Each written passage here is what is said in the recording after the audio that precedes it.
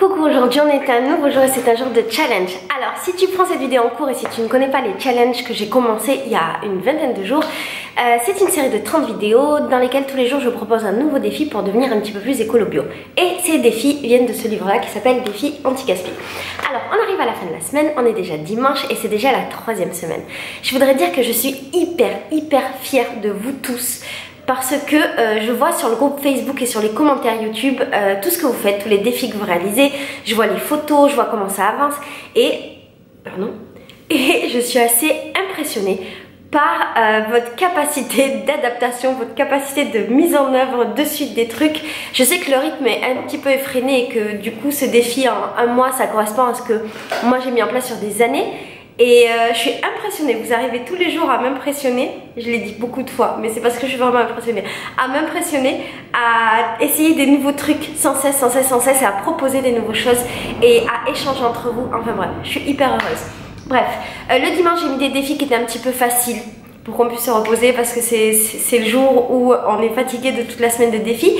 Et alors le défi de cette semaine c'est action extérieure, je décide de cuisiner uniquement des produits de saison.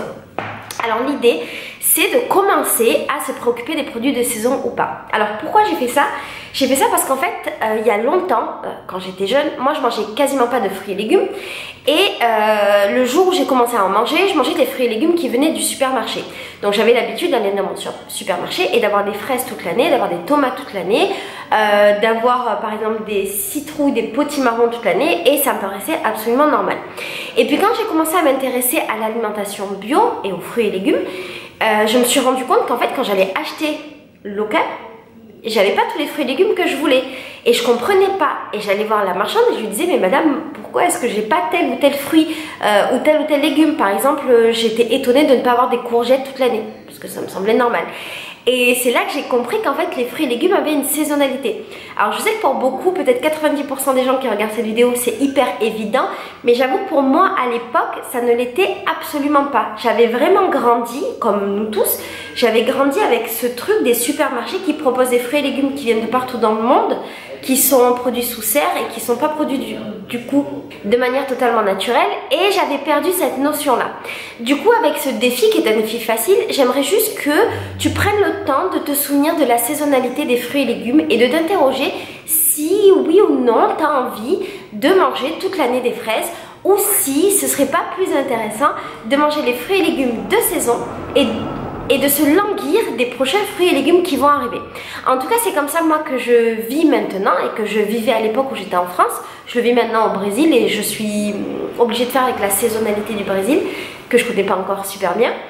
Et donc ce que je vais te faire, c'est que je vais te mettre dans la barre d'infos le nom d'un site internet qui s'appelle fruitslegumes.org je crois, et c'est un site internet que j'ai pris complètement au hasard mais qui donne tous les mois les fruits et légumes disponibles en France.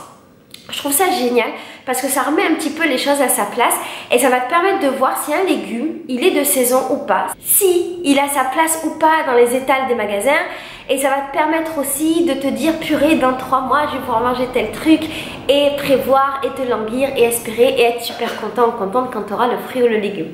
Voilà. Bien entendu je parle des fruits et légumes bio, mais ça je te l'ai dit. Ce qui peut être sympa, ce serait de partager les fruits et légumes de ce mois d'avril et de ce mois de mai, et peut-être de partager juste pour ce défi là quelques recettes avec des fruits et légumes spécifiques d'avril et de mai pour qu'on puisse ensemble apprendre à cuisiner des fruits et légumes de saison. Voilà, c'était un petit défi facile, c'était juste histoire de remettre un petit peu les choses à leur place. N'hésitez pas à me dire ce que vous en pensez, si ça vous dit de consommer du local et du fruit et légumes de saison. Si jamais vous êtes absolument attaché à vos fraises toute l'année, dites-le moi, dites-moi pourquoi, ça m'intéresse aussi, et c'est pas grave si vous faites plein d'autres trucs, et même si vous les faites pas du moment que vous assumez vos choix et que vous êtes content et que la vie est belle, c'est pas du tout grave. Mais voilà, si jamais ça vous saoule de faire ce genre de trucs, dites-moi. Si ça vous rend heureux, dites-moi. Si vous avez des idées de recettes, dites-moi. Et surtout, passez un très bon week-end. Et pour tous ceux qui se sont inquiétés de savoir si j'étais malade ou pas, je ne suis plus malade. J'étais vachement malade sur les 2 dernières vidéos. J'ai énormément dormi et là ça va beaucoup mieux. Et je pense que je suis beaucoup malade ici parce que je ne mange pas de fruits et légumes bio. C'est très difficile pour moi d'en consommer au Brésil. parce que c'est ultra cher, mais ultra cher, et qu'il n'y a que des petits marchés auxquels je peux accéder. Et purée, ça me fait penser à un truc que je veux rajouter dans cette vidéo. Ah, j'avais oublié le truc important. Pour manger des fruits et légumes de saison, il y a plein d'alternatives. Il y a les AMAP, il y a les paniers de fruits et légumes. Il y a le truc de la ruche qui dit oui, même si c'est controversé pour plein de raisons, mais ça peut être une alternative. Tu peux aller dans ton marché pour trouver des fruits et légumes bio et surtout de saison, et te renseigner auprès de tes commerçants pour savoir si c'est bien de saison et si c'est bien bio. Et pour l'histoire du panier, moi j'ai fait ça pendant super longtemps. J'ai acheté mes paniers bio, je crois que c'était 10 €, j'en avais un par semaine. Mais c'était compliqué pour moi parce qu'au final j'avais plein de fruits et légumes que j'avais pas forcément envie de manger, que je savais pas cuisiner. Au début c'était un challenge et c'était marrant, mais après ça m'a saoulée. Voilà, en gros l'histoire de ma vie. Bref, si jamais tu veux approfondir cette histoire de fruits et légumes de saison et de cuisiner avec des fruits et légumes et de cuisiner des plats simples, sache que dans le livre Défi Anti-Gaspille, il y a plein de recettes super simples par saison. Je t'ai mis des recettes par saison avec certains fruits et légumes. Et vraiment des recettes hyper simples de feignasse atomique. Voilà, cette vidéo est terminée, je te fais des bisous. Donc pour revenir à ce que je disais avant, je ne suis plus malade. Et je crois que je suis malade parce que je ne mange pas de fruits et légumes bio et que c'est très compliqué pour moi au Brésil. Mais j'y travaille. Voilà, je te fais des bisous, je t'aime fort et je te souhaite un bon week-end. Ciao.